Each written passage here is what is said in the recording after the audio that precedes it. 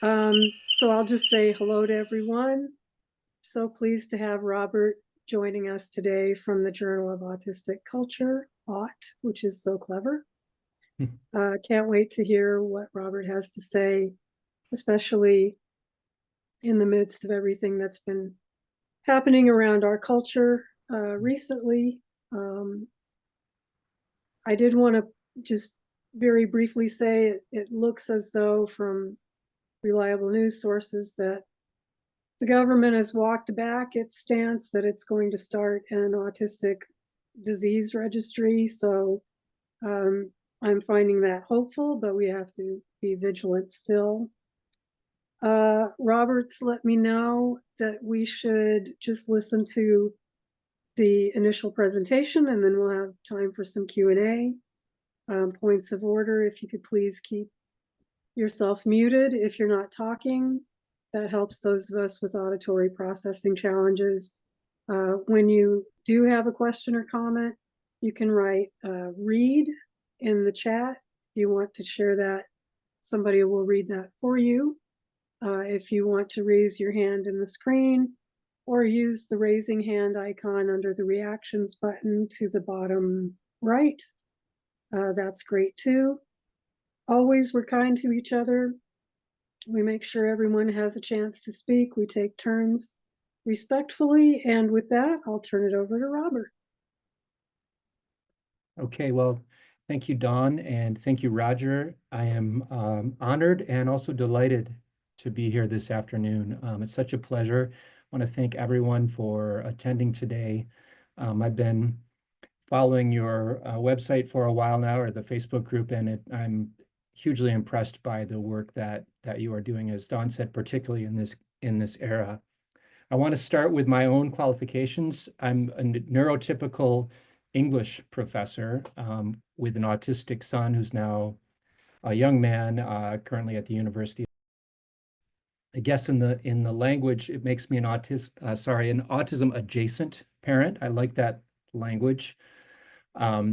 And I also want to start off by saying that I'm aware of both the good and the harm that autistic adjacent parents have done in their role of caretakers, sometimes the same person doing both of those things. In fact, we've had an issue of the journal dedicated to family and those sometimes contentious, sometimes harmful relationships.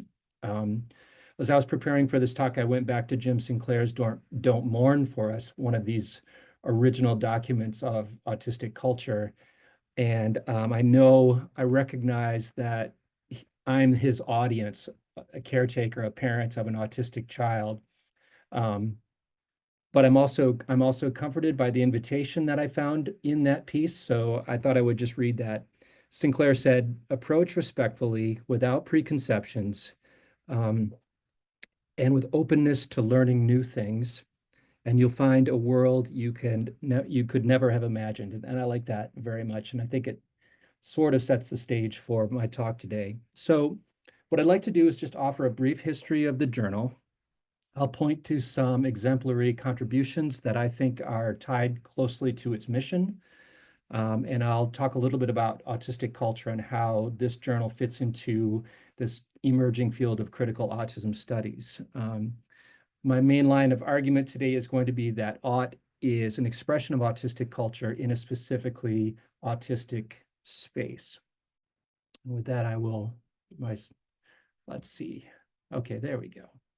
So that's the home page of the journal. So AUT is an open access peer review of single blind that publishes creative and scholarly works by autistic and autistic adjacent individuals. Our editorial board I've listed there. It's a balance of neurotypical or allistic, if you prefer that language, and autistic individuals. And I don't know if you can see that or not, but so our editorial board is on the left, and our kind of editorial staff, Sonia Loftus is my co-editor, James McGrath, my poetry editor. My music and film editor is a colleague here at Grand Valley, which is in West Michigan, named John Bruni. And our visual arts editor is currently vacant. So if any of you know or are interested in applying for this position, that would be terrific to pass that along. We're going to look at a lot of artwork today as part of this discussion. So if that interests you, I'd really like to hear from you. And again, I'll leave some time for questions at the end. So we've organized the journal around particular themes, such as sexuality or family, as I mentioned a moment ago, what it means to be part of an autistic community, teaching and learning, representation, and our most recent issue is workspaces. We have this unsettling yet provocative cover by Holly Sheldrake is our most recent cover. So what I think makes Aught fairly unique is this pairing of kind of traditional academic articles, like here, an article about neuroqueering as culturally sustaining practice. That this article, and I'm remembering, draws on Nick Walter's work, of course, who defines neuroqueering as the practice of intentionally subverting neuronormative and heteronormative expectations. But at the same time, we run artistic and creative works sort of juxtaposed side by side, and we put the two into conversations. So in an issue on workspaces, we have an article on a more academic piece on neuroqueering, and then this poem from John Adams, who's a frequent artist in our journal. And I like that, I like that opening line or two, where you see normality, may I find dissonance. Where you see workspace, may I find in no man's land. So the pieces are meant to work in conjunction with each other. And that's always been kind of the mission of the journal. When we first started, we were determined to make it an open access journal. And I'd like to talk a little bit about that next by pointing to what I think of as an interesting convergence in recent internet history. So we know Martine Decker's work on autistic culture and the internet in the late 90s already. He wrote he gave this address at Autscape in 1999 when he said, "Autistic culture is largely where deaf culture was a century ago. The internet is for many high-functioning autistics what sign language is for the deaf, a communication tool for autistic people." And in that same piece, Decker goes on to talk about self-advocacy for autistic people, about the role of early listservs, like Independent Living on the Autism Spectrum, which was founded by Decker, and how important that particular listserv was for the establishment of autistic self-advocacy and community.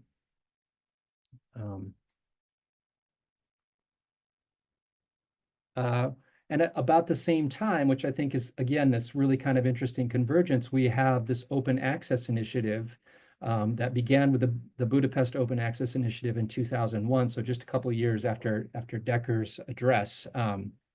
So in other words, just as autistic culture was being defined and emerging on the internet, so too was this movement toward open access content in journals.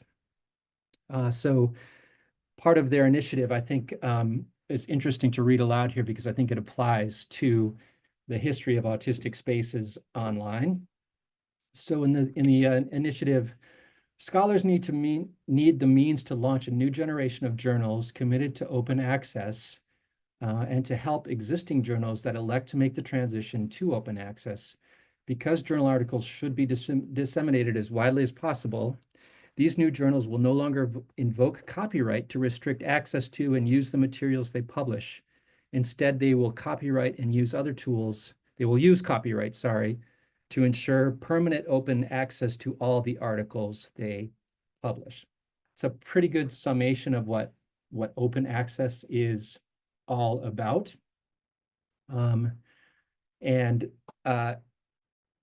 That's kind of exactly what Larry Arnold did with really the first open access online journal about autistic culture. So you can see that he used a system called Open Journal System that's still in existence today. And that that work was licensed under a Creative Commons 3.0 license. So Larry Arnold begins this journal, Autonomy, the Critical Journal of Autism of Interdisciplinary Autism, in 2012. He's an early disability advocate, an early user of both not just the internet but computers. Larry Arnold was one of the first, or sorry, the first to use the term neurodiversity to name an advocacy organization, which was the Coventry and Warwickshire Neurodiversity Group. And he created this journal, Autonomy, really as a place to found or to store, archive these founding works of autistic culture, including works by Jim Sinclair and Damian Milton. Do you all have a red line on your, is that me or is that everybody? Okay, I got you. That must be just me. Okay, so it seems to be on hiatus. I'm not quite sure. There's an update on the site, on the Autonomy site, that says, indicates as much, that it's been on hiatus for a while. And so when I began looking around in 2019 to start a journal, this was the first one that came up. And so I knew that there was really good precedent for what I had in mind. There's a great chapter on written by Larry Arnold about this in the collection Autistic Community and the Neurodiversity Movement, if anyone's interested in reading that more. So Aut very much follows in the footsteps of Autonomy, both in its content, but also in the mechanism that it's delivered through, which is an open access platform. Okay. A little more interesting visually, maybe. This is a readership map of all articles that Aut has published, and we're 12 or 13 issues in now. And so you can see the locations of downloads of articles from across the world. And so this principle of open access, I'll put it this way: accessibility equals easy access to autistic knowledge, right? And I'm drawing a contrast between autistic knowledge and knowledge of autism, right? What open access does is gives a lot of people across the world access to autistic knowledge, autistic experience. There's no article paywall for readers in this particular open access journal. So the scholarship is freely available to readers all across the globe, especially, of course, to English-speaking countries, but not limited to academics with access to databases. I'm not sure why Greenland doesn't like us. We should probably take them over or something. I'm just kidding. Okay, so what does that mean? Well, for a couple things. Open access journals, because of the access, have higher citation rates, generally speaking. Articles are readily available to other web platforms, social media in particular. So, and that was the case when we had this issue on sexuality in the fall of 2022. There was an article here by Ariel Pliskin, Autism, Sexuality, and BDSM. And that particular article was downloaded over 149,000 times in 4 days, which was this. It was our viral moment. No doubt the content interested people, but that's primarily because it was picked up on Twitter. And there's a whole Twitter thread that you can find. You mean there's a scientific reason I'm such a freak? One person comments, genuinely a banger article. I went through this entire thing. Sheer wholesomeness factor of this paragraph damn near made my entire week, in citing the article. And what's cool about this is that this particular Twitter user had 3.5 million views on this post. So that explains this sort of, and I think the content too, which again is related to undermining both, neuroqueering, that is undermining heteronormativity in terms of cognition and also in sexual practices, right, and preferences. So another key concept about open access journals, of course, is inclusion. So it's not just accessible to readers, it's also inclusive in its publishing practices. So there's no paywalls to access the content, but there's also no article processing fees for contributors. And that means an easier but no less rigorous route to peer-reviewed publication. There's no embargo period at all, which means accelerated publishing and dissemination. Typically for audits, about 8 to 10 weeks between submitting and seeing your work out there. And we've kind of fostered a spirit at the journal that broadens the idea of inclusion to thinking about, well, what could a graduate student supply, or what can we use from a graduate student perspective? What can we use from an undergraduate student perspective? And so we've tried to model kind of a mentorship of authors through that process. Right now, about 2/3 of our contributors are autistic.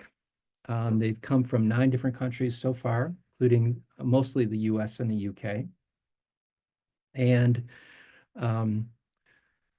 one of the things that Decker originally noted about the participation in those INLV listservs was that this gender imbalance that characterizes much of autism research and discourse largely disappeared in terms of people being involved in his listserv. So, and the gender split in aught so far is about 50-50.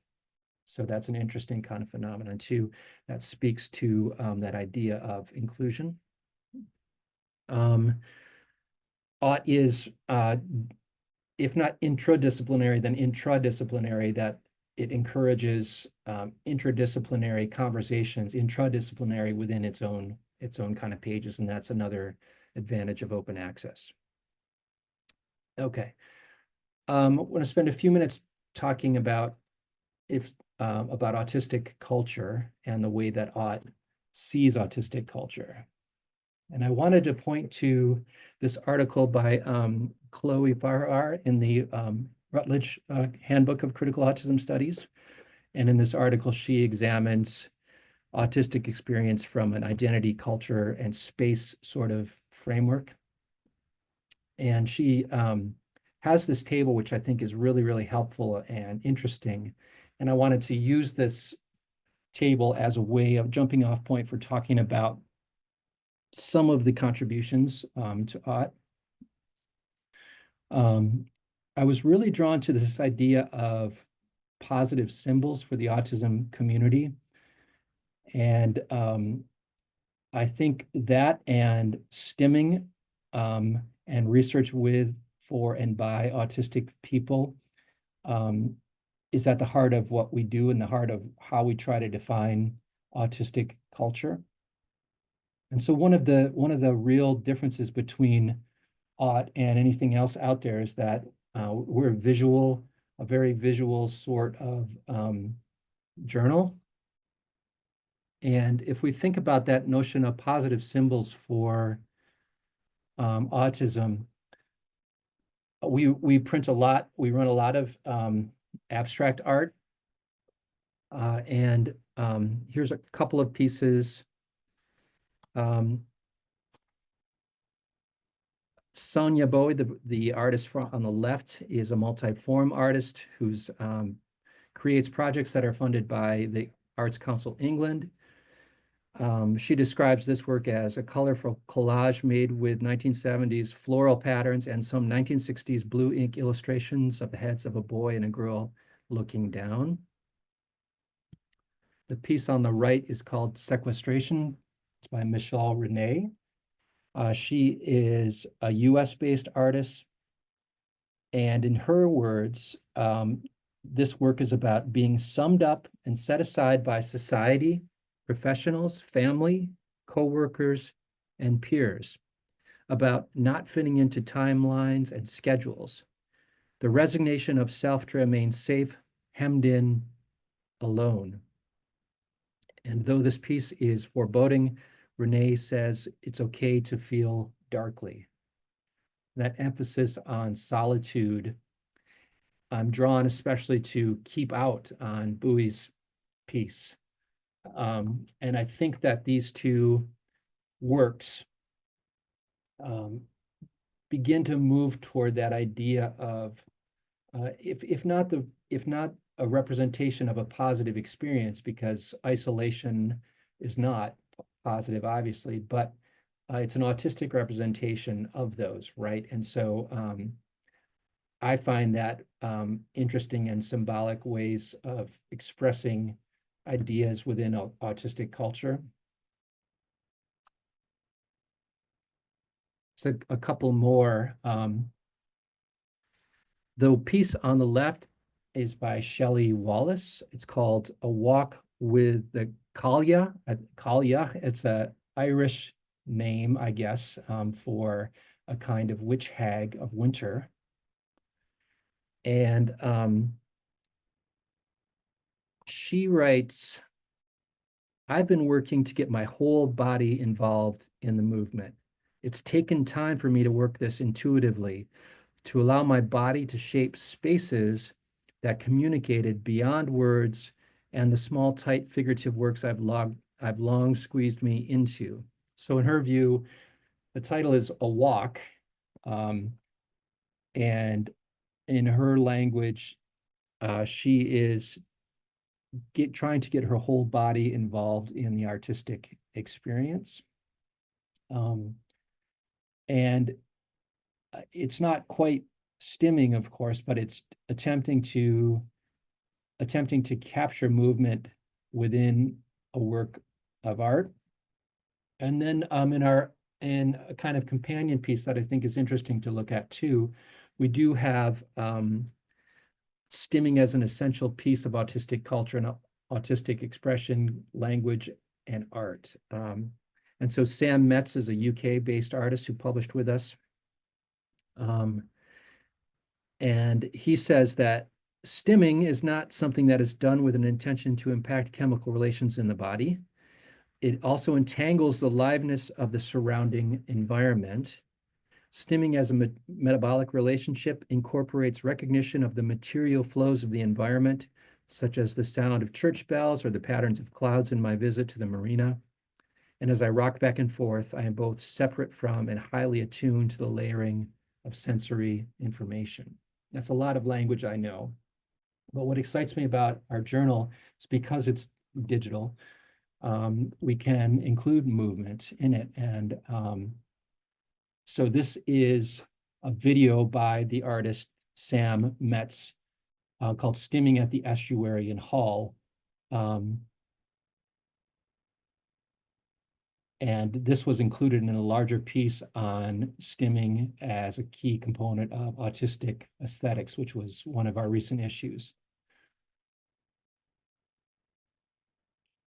So I really like the possibility of if stimming and movement is a key component of autistic culture, I really like the possibility of a digital journal, a multimodal journal that can capture that right next to written language, right next to still images.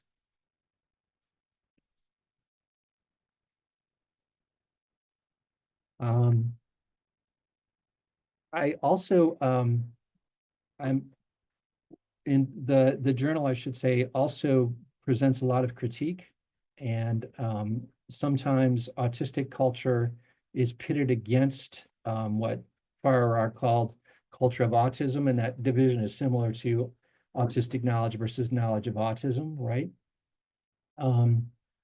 And her point is that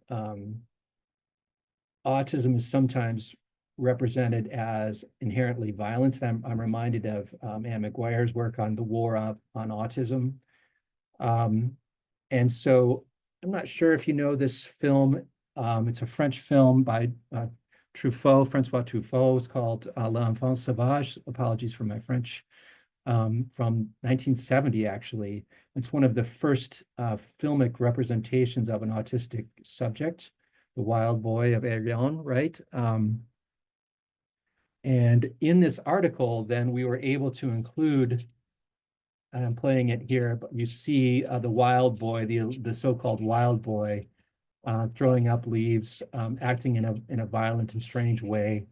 And what the artist, whose name is Joy Schaefer, said, or the writer said, through a kind of intersecting lens of disability studies and post-colonial theory. I'll stop this and yeah, there he is. A quick point out, a side note too, that there was nothing about the original wild boy being dark-skinned, but it was Truffaut's choice to cast a Romani boy in that role. So what this article does is examines again that intersection between post-colonial theory and disability studies. And so what Schaefer says is, in the case of L'Enfant Sauvage, the formal choice of showing us the wild boy via long shots cement him as a specimen to be rationally studied as defective, rather than emotionally understood as human. So in other words, a big part of what we do is critique representations of autism in popular culture.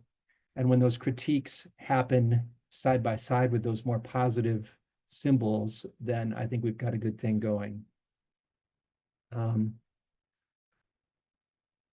One of the most interesting thing, let me get out of that, that I see developing too is this autistic disclosure or narration of autistic experiences, particularly through autistic autoethnography. Get a lot of submissions in this vein, and I like the way that it subverts traditional scholarly work. In this piece, Michaela D. Meyer talks about how she uses autoethnography, and I just want to read this aloud. I use autoethnography to explore how discovering my autistic self has had and continues to have a significant impact on how I view my contemporary work environment. In particular, I ask questions related to how I understand my identity as an autistic worker in academia, and how this approach, this autoethnography, believing that deliberately disrupting the conventions of scholarly writing and storytelling fundamentally illustrates that embodied autistic narratives should and do not interrupt, challenge, or even completely undermine academic normativity. Okay. So autistic autoethnography is a research method that we've featured very frequently that blends writing about the self with analysis of culture. It uses first person. It draws on personal experiences. It's a vulnerable kind of writing. It encourages authenticity, and it is disruptive quite often to more objectivist thinking about what scholarship needs to be. I just wanted to point to a couple of examples of that. This is an article in which the author examines her life online. Again, it's intersectional in that it explores race, gender, disability, and digital culture. And Morgan Harper Nichols writes, since my diagnosis, I've realized how much of my past online existence has been an intersectional experience of being Black, autistic, and a woman. When I was bullied at 13, doctors had told my parents that I was just a bit quirky and would grow out of it. This is an experience shared by many autistic women who were told they were quirky or weird. Most of the time, no matter how hard I tried, I couldn't mask my autistic traits well enough to appear normal and be accepted by my peers. So there's that vulnerability that I mentioned a moment ago, right? Relating your own experiences within a larger critique of culture. Here's another example. This one by Daphne 𝘰𝘶𝘳𝘯𝘭 Ramirez. In this one, you see a discussion of Latino culture and autism through these 4 autobiographical vignettes that are woven together in a really compelling kind of way. In what follows, I describe moments of my own self-discovery while narrating my story of family abuse of a vulnerable autistic child and an adult woman navigating marriage. I focus on recounting moments of insights. I hope that readers will reflect on my childhood and adult experiences, recreated from what I can remember of my life as I grew from a child whose autism was ignored to an adult woman owning her autism. I'm Latinx, and to my knowledge, only one study has made specific reference to the cultural effect of being Latinx on autism diagnosis.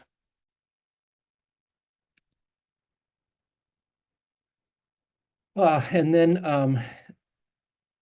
those kinds of autistic subjectivities that autoethnography relies on are also, of course, very evident in other forms of art. And I particularly, again, I like the interplay between these different ways of narrating the autistic experience.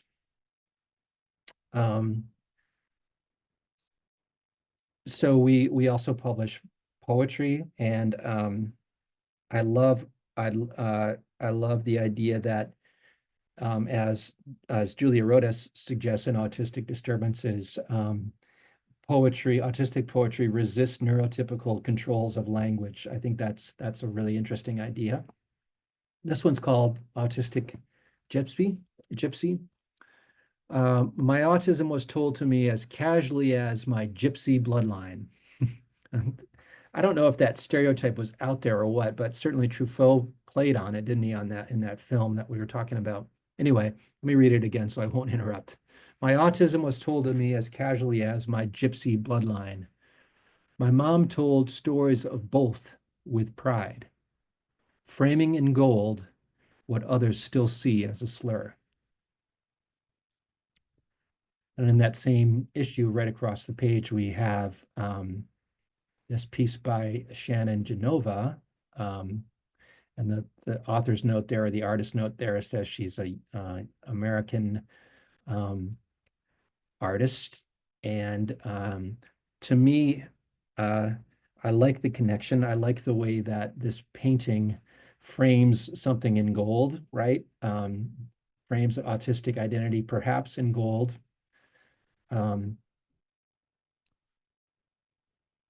Maybe even together collectively, or reclaiming that notion of the autistic gypsy, right, as a term of approbation rather than a slur. Another example, normal, perfectly normal. The portrait on the left, of course, does not look normal. Looks deeply distressed. But this is by Jan Wozniak.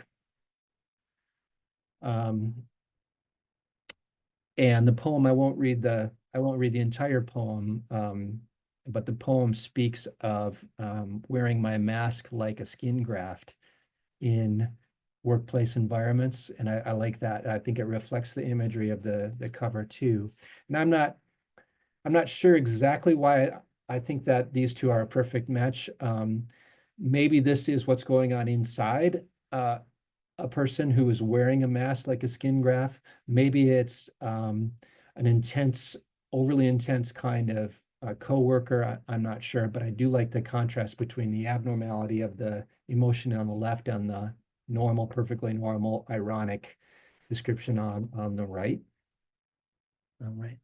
So that's kind of a key component to this journal is, again, pairing those kinds of things together. Okay, so here's a sort of a timeline. 2012 with Larry Arnold's Autonomy, which stopped publishing issues in 2019, right about when Aught picked up or was first published. And there are a couple of other things out there now. There is this French language journal, Journal of Neurodiversity, which is open access, autistic-led journal housed at the University of Montreal, edited by Louise Lefebvre. I think that's interesting. And then there is Neurodiversity, which is a SAGE publication based in the UK. It's autistic-led, edited by Amy Pearson and Punat Shah. It is open access, but there are these substantial article processing fees to get published there. So that's kind of where I see the future of this particular field. You know, additional journals developing as this conversation about autism becomes increasingly important, particularly today. Okay, so that's all I have, but I would love to have a conversation about the journal, anything like that. I had a couple of written questions if Sure. Roger feels like reading them. Yes, I will. I did see those, and I was, this is a perfect time for it. So here's the first one. How do contributors make their way to the journal, and how do you ensure that a truly diverse demographic is represented? All education, experiences, socioeconomic circumstances, etc. The knowledge of the journal or awareness of the journal is by word of mouth through autistic networks. You know, I think we get so many submissions from the UK primarily because of Pernille Fraser, who is part of this group, I know, who was involved in multiple autism conferences and all kinds of events. And so the journal very much relies on word of mouth and networking. But also we occasionally have sort of viral big moments like the one that I showed to you. As far as the diversity, I'm really grateful for Sonia Loftus, who has come on board in the last year. And let's see if I go back to the beginning here. And expanded our editorial board with that goal very much in mind. I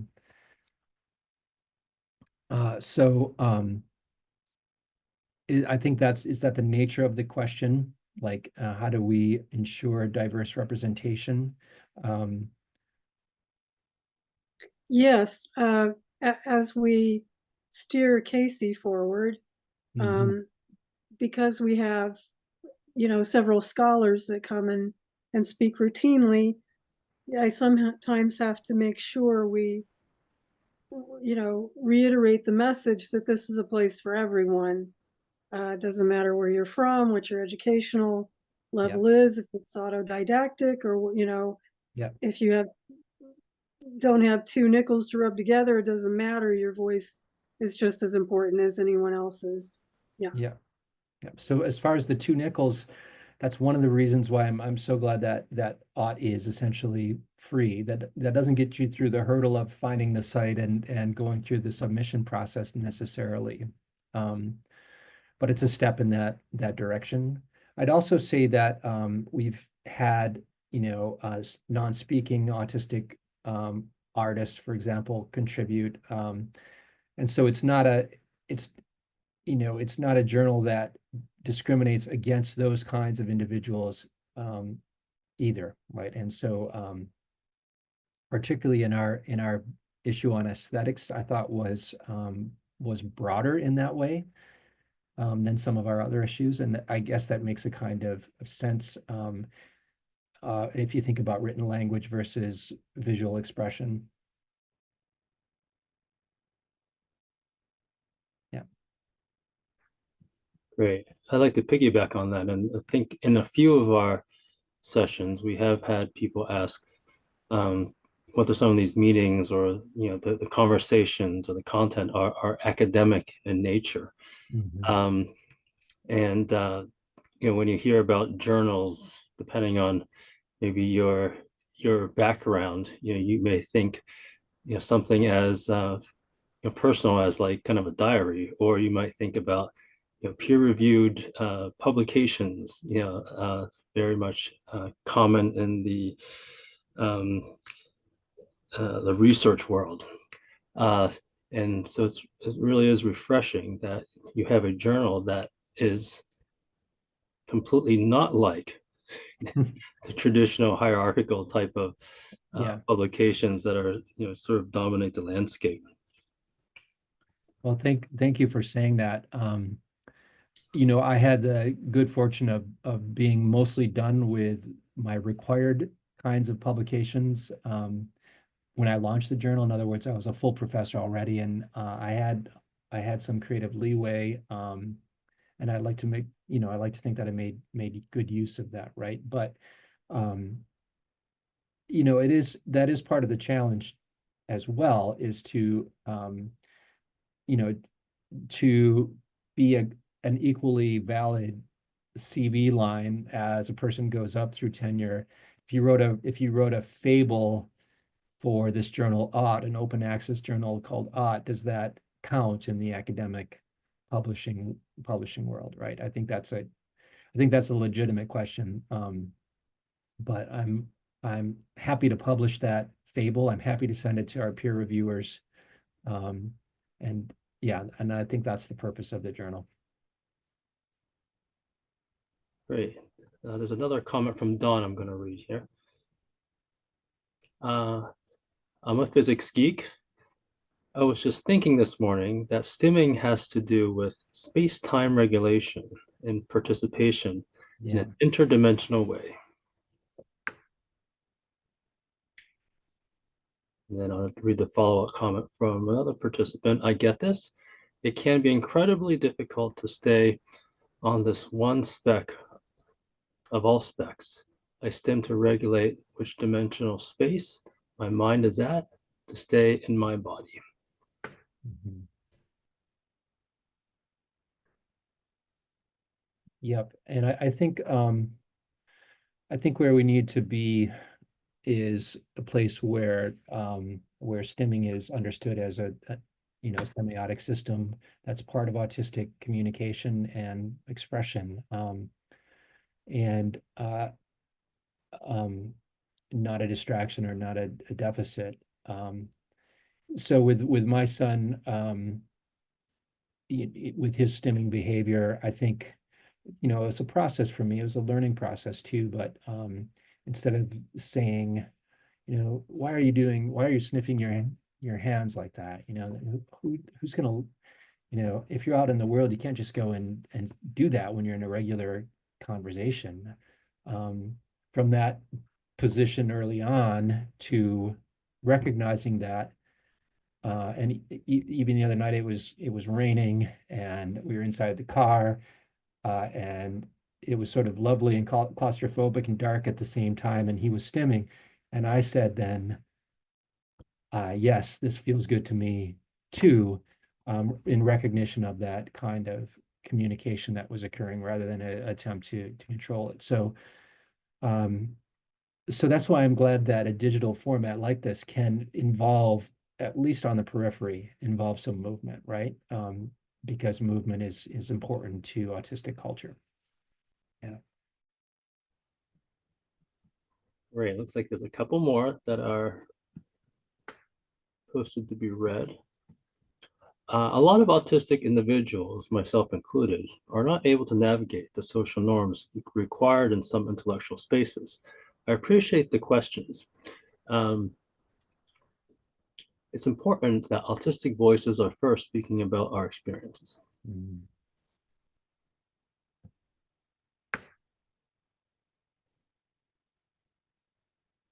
Absolutely.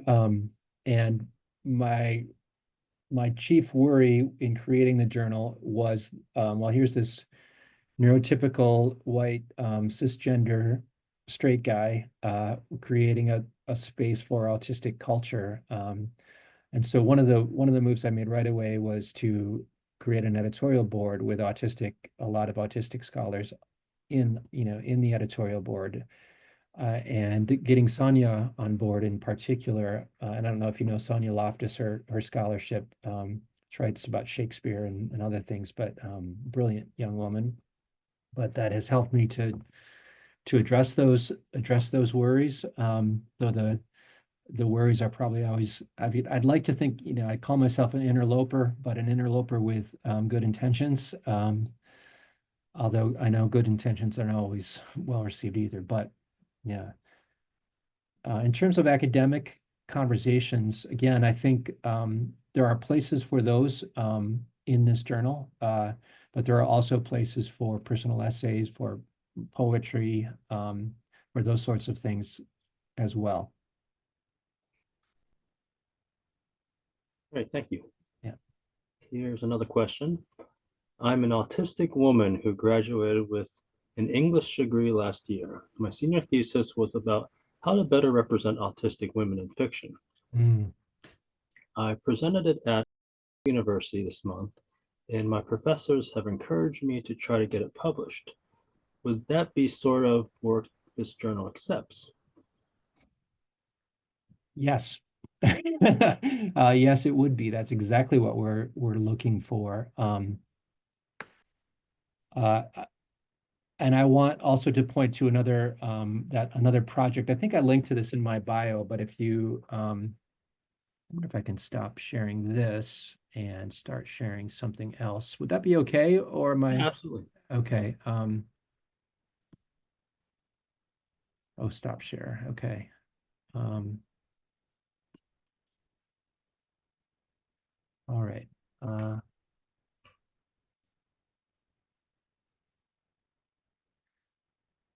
So I have undergraduates working on another project. I'm just going to point to here. Can you see that? Can you see autistic representation database? Are you seeing that? Yes. Okay. This is an attempt to, it's not at all, it's not a very humble attempt. It's an attempt to be a comprehensive index of autistic representation in film, in fiction, and not in autobiographical nonfiction. And so it's a project that I'm working on with undergraduate students, primarily in the spring, summer. But it's a database of sorts that, because the last person asked about representation of fiction, of autism in fiction. One of the indexed groups here is fiction. And so you can, if you take a look, and the URL is just autrep.org. But we have about 1,100 different works of fiction represented here. And I think the cool part about this particular collection are these filters, and they're non-hierarchical. I wish they were hierarchical, but one of the things you could do, for example, is, well, I want something by an autistic author, right? And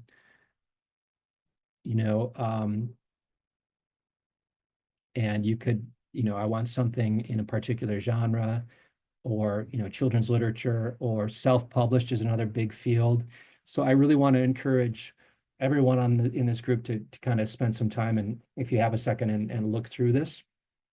It's kind of a labor of love on the side here, and we're constantly adding the new media section is particularly anemic right now. It's only got 33 entries: video games, podcasts, et cetera, et cetera. But it's meant to be a scholarly tool for people interested in autistic representation. Yeah, that's the source I would have loved to have while writing that thesis. So, you guys. Yeah. Great. So I actually put the link in the chat. Oh, So I perfect. guess Yeah. when I go and click on that.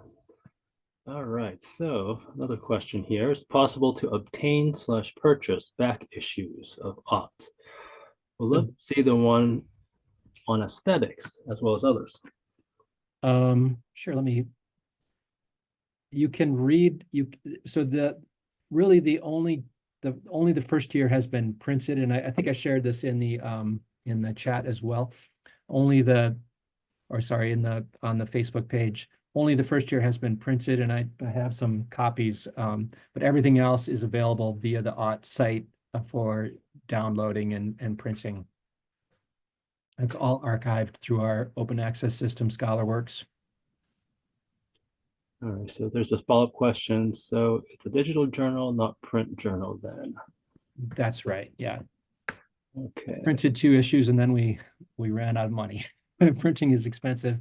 Yeah, but everything that was printed is available digitally too.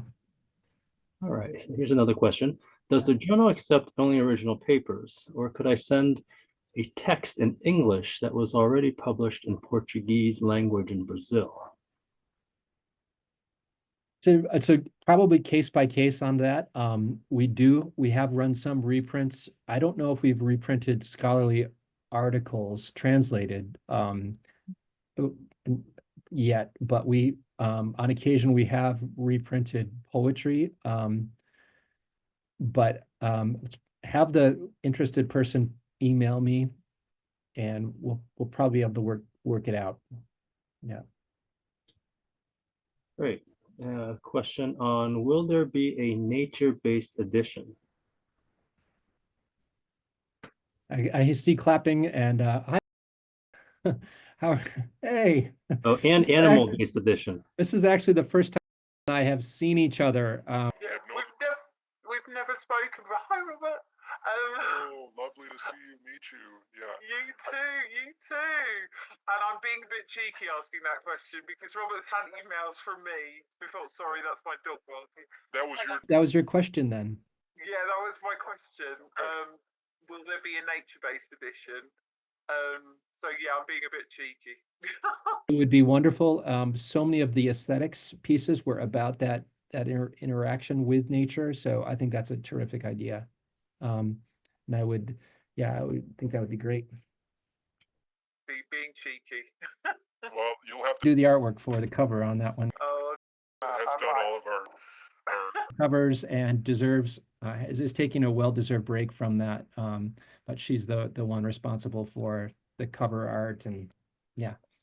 well, it's thanks to Robert that I got to do it at all. Actually, it's brilliant. And I'm missing doing it actually at the moment. But I'm buried in my studio because I need to earn some money. But it's a great journal. And do you need any reviewers as well, Robert?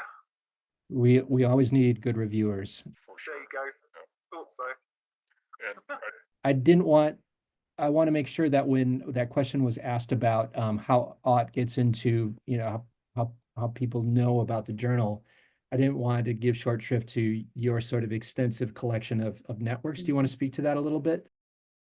Oh yeah, well, it's kind of linked in a bit with my arts practice as well. I go for my own interest, and even though I'm a multidiscipline visual-based artist, I have an interest in the research that's happening within the autistic community and further afield as well, and how we can move things forward. And I'm really interested in creating spaces and how that happens. So anything new in terms of conferences and things like that, I've tried to go to, and then within that, talking about the journal and talking within our community as well, because I'm very proud of it as a repository and a platform and everybody involved. And it's also really fascinating to see the work come in and how people provide it and what their ideas are, and the whole thing. We've got so many ideas in community, and it makes me thrive. Actually, it really like warms my heart up because there's so many good ideas. So that's the way I work it. Really, I'm just quite nosy and just talk to people. Well, That's what I do. The success of this journal so far is owed in no small part to you. I'm really, really grateful for that never, and for the artistic direction and all of that. So, yeah. If I may, Robert, I would, because we have people literally all over the world Yep. who are collaborators with Casey now. I would love to put up some calls for your journal for people to contribute. I'd like to throw the database link up from time to time so that Okay. people can be active in that. I'd love to work with you in that way. Absolutely. That would be fantastic. Yeah. That's such a good idea, Dawn. Thank you. That's really good. I'll keep talking about it though. Okay, a couple other questions marked to be read. With what frequency are journal issues published? That's twice a year, fall and spring. And the turnover is about, 8 to 10 weeks from submission to, especially if we do get good reviewers right off the bat. Yeah, it's a pretty quick turnaround time. Okay. Oh, there's a question about the artistic role you're looking for in art. Mhm. Was it artistic editor? So someone clarified visual arts editor. Yeah, that position involves networking with other artists, like has been doing, but also creating covers and reviewing, curating submissions, having conversations with me about what pieces work from that person's collection, where do we think they should fit, those kinds of conversations. So it's like being on the editorial board, but with more work and being more intimately involved with the artwork that gets curated and eventually published in the journal. I'm aware of too the amount of work that goes into making art, and the fact that we definitely want autistic artists and autistic writers too to be paid for their work, but we don't have any money for that, but it is a platform for it. Yeah. Great, wonderful. Yeah, I have a question since I don't see any more questions marked to be read. And this is because in academics, and when you're writing manuscripts or writing grants, there's so much sort of human created processes that aren't always intuitive or maybe make sense to a lot of people. And they're definitely layered in a way that creates a concern for accessibility. In the submission process, do you have like a video or something else that sort of walks people through it so that they can very concretely get a sense for what the steps are and how to take each one? We're working on it. Pernille actually did put together a guideline, and at one point we were reinventing the site a little bit, and I think that guideline is now down, but the need for that process, not just for autistic folks or neurodivergent folks, but the submission process through the engine isn't very smooth, isn't very good. So we that's a real concern, and I think it could be something we address pretty quickly.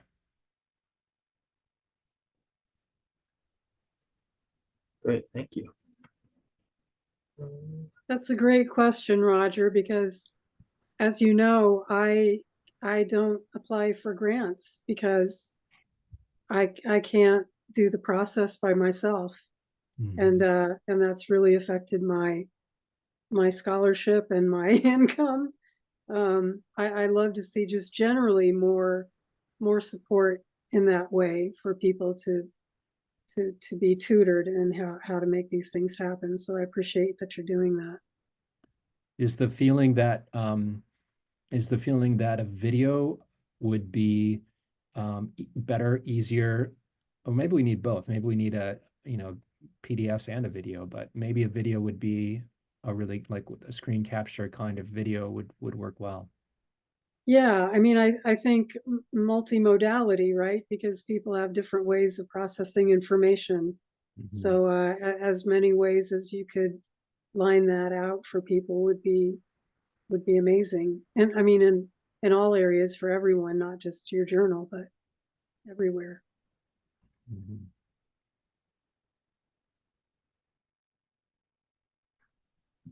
Great. I think that's all the questions. Did someone want to say anything? If you can just jump in or raise your hand or wave.